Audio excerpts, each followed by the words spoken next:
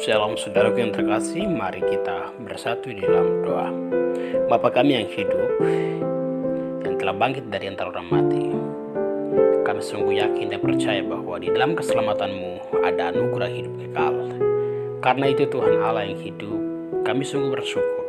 Dan di dalam syukur kami hendak membaca satu bagian firman Tuhan sebagai penolong, tapi juga memberi spirit kepada kami untuk terus hidup menurut kehendak-Mu. Kiranya Tuhan berkati kami dengan kuasa dan darah-Mu yang kudus. Amin. Begini firman Tuhan, Yohanes pasal 15 ayat yang ke-8. Hal inilah Bapakku dipermuliakan, yaitu jika kamu berbuah banyak, dan dengan demikian kamu adalah murid-muridku. Itulah firman Tuhan. Saudara yang terkasih, sudahkah saudara melihat sebuah buah? Tentu kita semua melihat itu. Di dalam dunia kesehatan, buah sangatlah penting untuk kesehatan tubuh kita.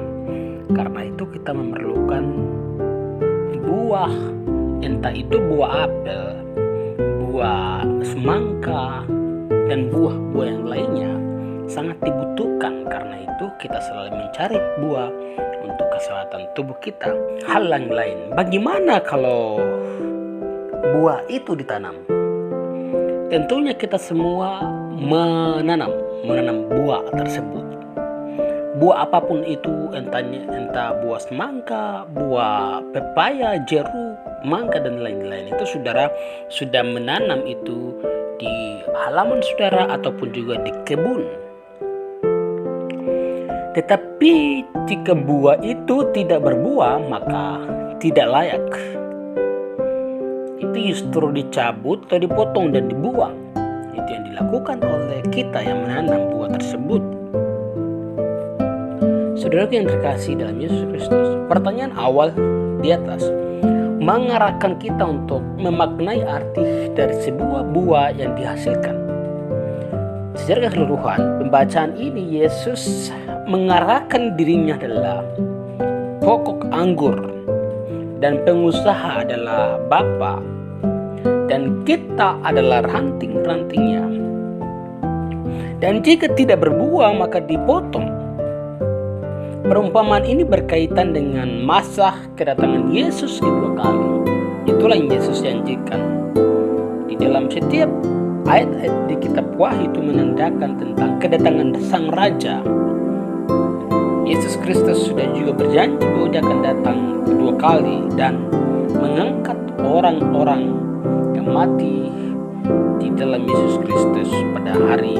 Tetapi penekanannya agar orang mempersiapkan diri dalam hari itu, kedatangan Yesus Kristus itu, dan berbuah banyak supaya dapat dipanen hasilnya.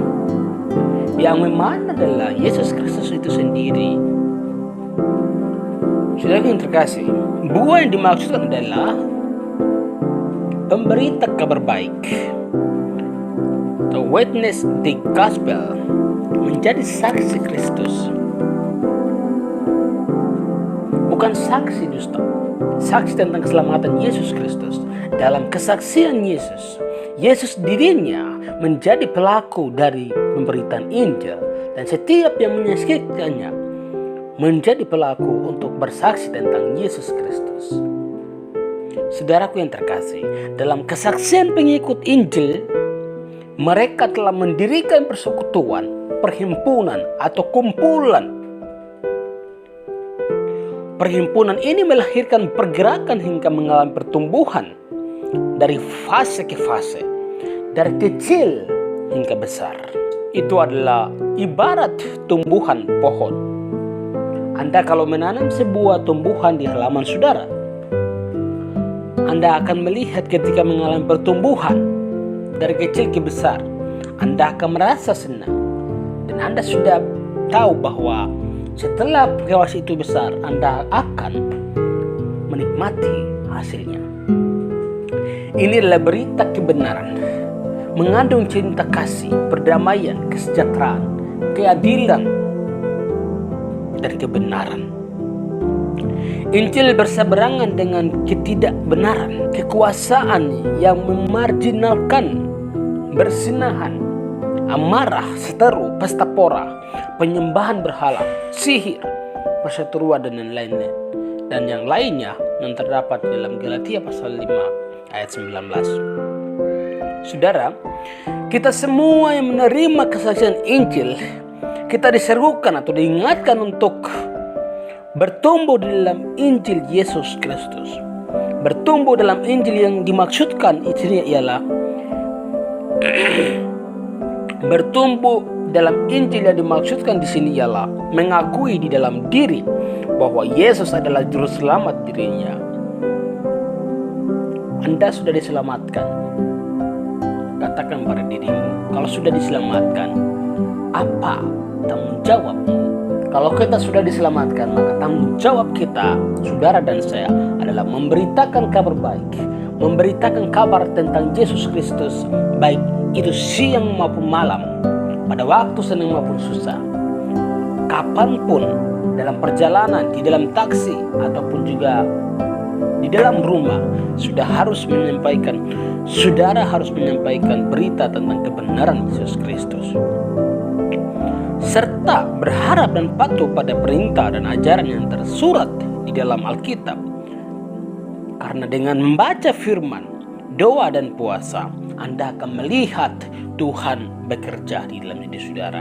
Kalau saudara tidak melihat, kalau saudara tidak membaca firman Tuhan, tidak melakukan doa dan puasa, saudara akan melihat bahwa saudara kosong dan tidak bermakna. Saudara akan merasa tidak ada campur tangan di dalam diri saudara. Itulah kepalsuan hidup.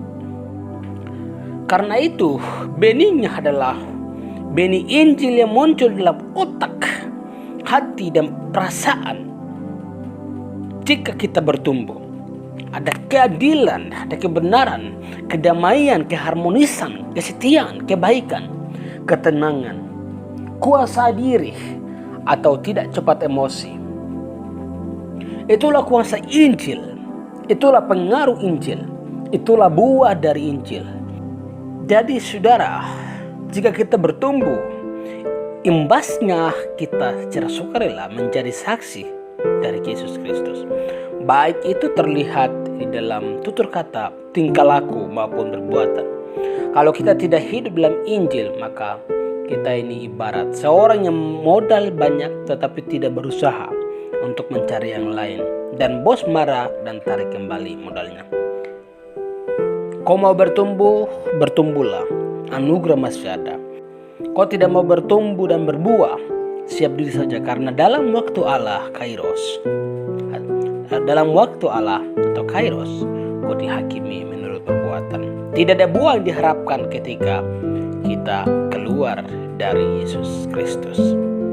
Selamat bertumbuh dan berbuahlah. Tuhan yang baik, terima kasih Engkau sudah mengingatkan tentang pertumbuhan iman kami, kecintaan kami terhadap Engkau. Biarlah hati kami, kesetiaan kami terus mengandalkan Engkau, dan kami bertumbuh-tumbuh di dalam kebenaran, di dalam Yesus Kristus, dan kesaksian tentang Engkau menjadi prioritas kami selama kami masih ada di dalam dunia ini. Terima kasih banyak. Haleluya.